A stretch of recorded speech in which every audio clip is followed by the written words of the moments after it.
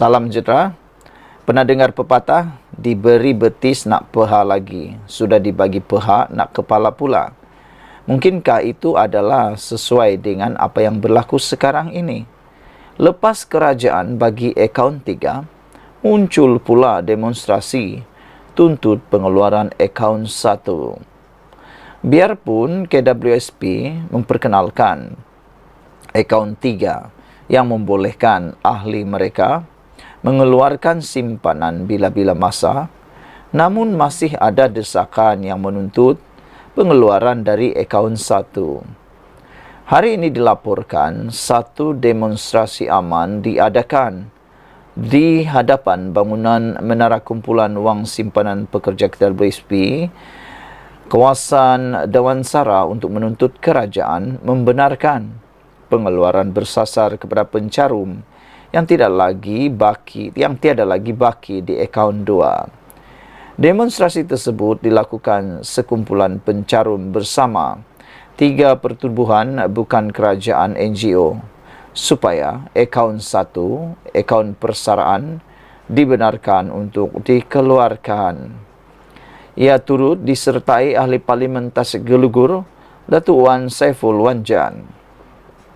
Wan Saiful berkata, beliau bersama wakil NGO lain hadir menyatakan sokongan serta menghantar memorandum tuntutan kepada pihak KWSP bagi memastikan supaya suara rakyat sebagai pencarum dapat didengari. Apa yang dimohon oleh mereka yang berkumpul pada hari ini adalah pengeluaran secara bersasar.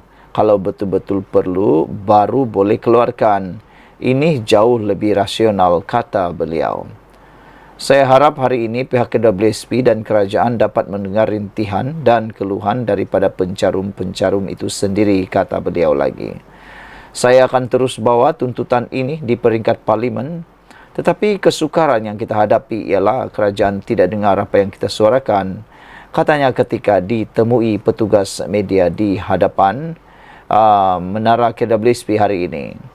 Namun sedemikian, saudara-saudara sekalian, apa yang tidak mungkin diberitahu oleh Wan Saiful Wan Jan ialah bagaimana kehidupan para pencarum selepas habis bekerja ataupun selepas pencen. Kalau semua simpanan mereka di KWSP itu habis. Anwar Ibrahim pernah berkata bahawa masa depan para pekerja itu perlu dijaga juga, bukan pada hari ini saja. Bagaimana 10 tahun akan datang, 20 tahun akan datang, itu perlu difikirkan. Tapi biasalah, ada orang ini suka mengambil berbagai isu itu untuk dipolitikkan, nak menunggang untuk menjadi isu bahan, nak mahu konon-konon membantu, tapi sebenarnya hanya untuk mau menunggang mendapatkan perhatian. Saudara-saudara sekalian, nak tanya satu hal lah. Kalau semua uang caruman pencarum KWSP ini dibenarkan keluar, nanti sudah pencen, tiba-tiba tak boleh kerja, duit nak dapat dari mana? Nak tanyalah Wan Saiful Wan Jan, bolehkah Wan Saiful Wan Jan membantu pencarum-pencarum itu? Sanggupkah beliau datang turun bagi duit? Itu persoalannya. Kadang-kadang orang ni dia tak memikirkan masa depan, dia hanya memikirkan apa yang dia perlukan pada masa kini. Apabila pendapat anda semua, sila tinggalkan komen anda, tekan butang subscribe. Kita jumpa lagi. Salam sejahtera. Jaga rumah sendiri dulu. Tak payah kait isu air dengan kaum. Ini jawapan Koyo kepada Sanusi. Pedas, padu, pahit, pedih dan memang sekolahkan Sanusi kau-kau. Saudara-saudara sekalian, beberapa hari yang lepas Sanusi mengatakan bahawa Kedah bersedia menjual air kepada Pulau Pinang. Namun demikian, seorang Mazir Khalid, bekas pemimpin, dia ialah pemimpin UMNO, telah pun mengecam Sanusi. Kata beliau, margin air Kedah pun hanya 1%, nak jual lagi. Kedah pun ada masalah air, nak jual pula. Ada yang tanya, Kedah dah bankrupt ke? Kata mereka. Dulu taklah sampai begitu. Kenapa ni Sanusi, kata netizen. Ketua Menteri Pulau Pinang, Chow Kon Yeow, meminta Menteri Besar Kedah, Datuk Seri Muhammad Sanusi Maknor, supaya menjaga halaman rumah sendiri terlebih dahulu sebelum menawarkan untuk menjual air terawat kepada Pulau Pinang. Kon Yeow berkata Muhammad Sanusi sepatutnya menjaga negeri sendiri sebelum mendakwa Pulau Pinang tidak mempunyai air walaupun menjadi negeri membangun.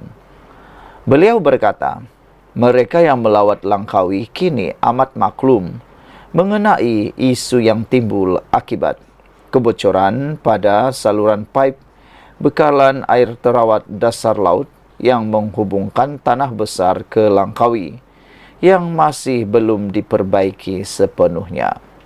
Jadi, jaga Kedah dulu sebelum tuduh Pulau Pinang, kata Ketua Menteri Pulau Pinang ini. Kata beliau, ya, saya memang akui ada isu air di beberapa kawasan, tetapi kita sudah mengambil langkah untuk menangani isu itu. Katanya ketika berucap pada Majlis Pelancaran Jentera Pilihan Raya Kerajaan Perpaduan menjelang Pilihan Raya Kecil Dewan Undangan Negeri Dun Bakap malam tadi.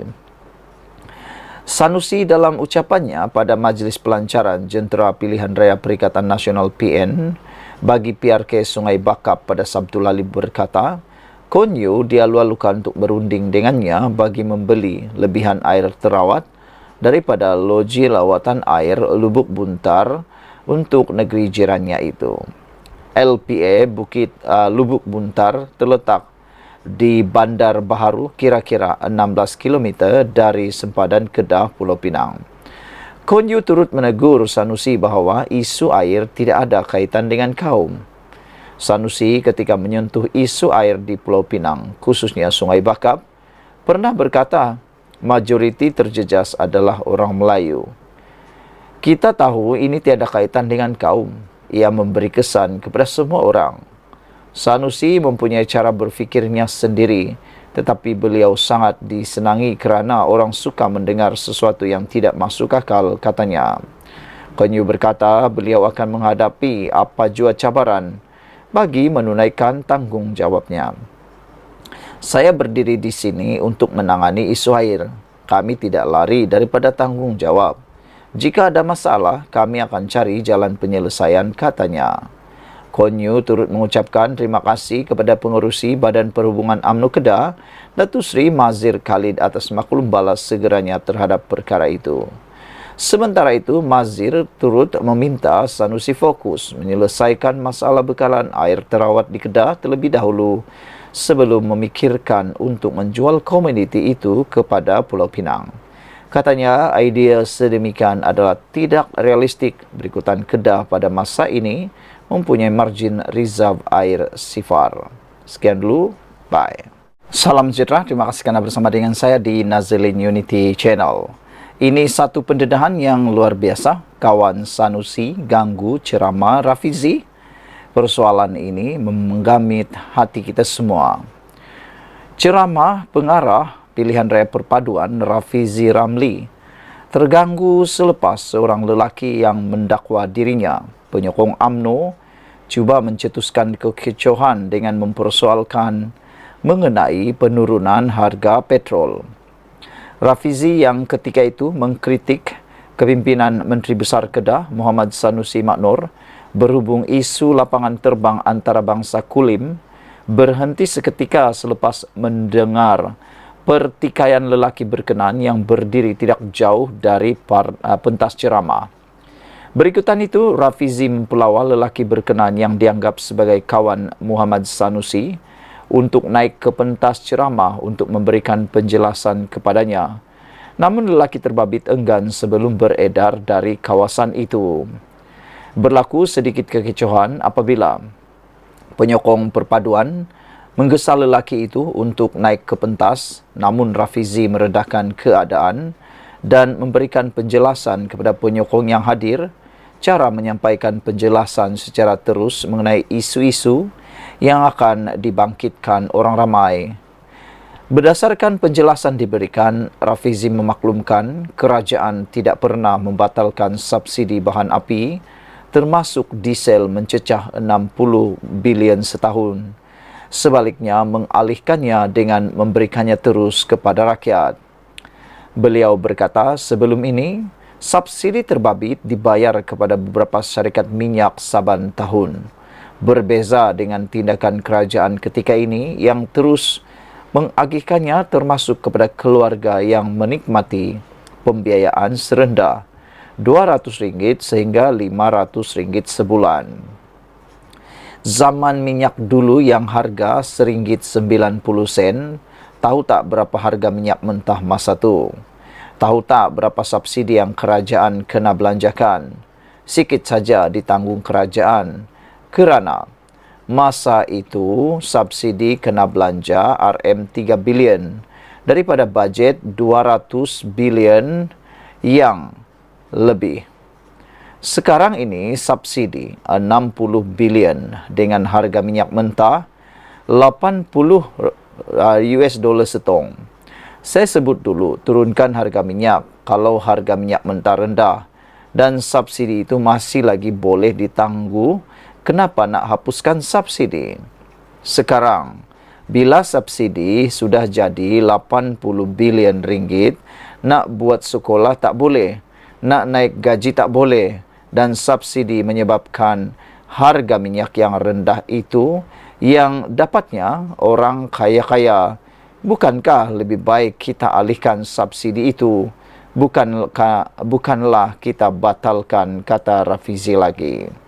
Saudara-saudara sekalian, dengan penjelasan jelas lagi bersuluh daripada Rafizi ini, ianya cukup jelas untuk kita semua. Kerajaan tidak pernah menghapuskan subsidi minyak, tetapi sebaliknya hanya mengalihkannya terus kepada rakyat Malaysia yang dikreditkan dibayar terus kepada rakyat Malaysia. Ini dapat mengelak daripada orang kaya-kaya turut menikmati subsidi tersebut.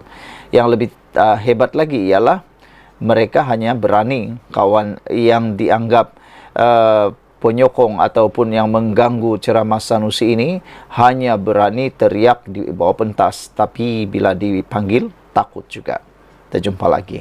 Salam sejahtera. Ini isu paling lucu tapi paling pelik tapi paling menyakitkan hati walaun. Baru nak mula mahu mentrol kerajaan Selangor, tak sempat nak troll kerajaan Selangor dah dapat malu macam sebiji tai kena di muka. Manakan tidak, pembangkang tak sempat nak troll kerajaan Selangor, tiba-tiba air dah ada. Ini yang dikata kerja hebat. Baru dapat laporan sudah bekerja. Ada kawasan-kawasan tertentu tu bertahun-tahun laporan dibuat, air tetap tak ada. Itu memang paling menyakitkan hatilah kan. Yang ini lain, tak sempat pun kena troll, dah ada air. Air Selangor pada awal Jun lalu mengeluarkan notis gangguan bekalan air selama 3 hari, membabitkan sebahagian besar kawasan di Selangor dan Lembah Kelang. Isu gangguan air ini nampaknya dinanti-nantikan tentera cyber untuk menyerang kerajaan. Beberapa akaun media sosial pro Perikatan Nasional menyindir pentadbiran Selangor ketika hari pertama gangguan air berlaku, iaitu 5 Jun yang lepas. Namun begitu, sebahagian besar penduduk sudah pun mendapat bekalan air selepas 24 jam bekalan air itu terputus. Keadaan itu menyebabkan pengguna media sosial yang pro kerajaan menyindir kembali penyokong pembangkang. Mereka secara sinis menyatakan rasa kasihan kerana penyokong pembangkang atau geng walaun tidak sempat nak membahan kerajaan. Kata mereka, apa benda tiba-tiba dah ada air balik ni? Takkan sehari je geng pembangkang nak boleh membahan?